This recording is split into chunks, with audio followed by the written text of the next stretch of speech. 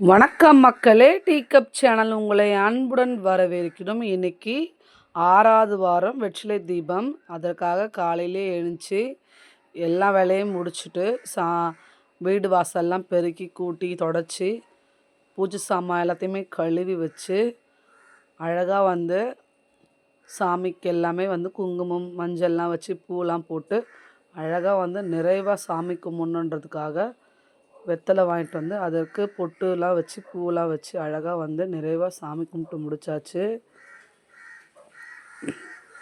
வேண்டுதல் எதுவாக இருந்தாலும் பரவாயில்ல, நம்ம கடவுளுக்கு நம்மளுடைய பாரத்தை நம்ம கடவுள்கிட்ட சொன்னால் போதும்.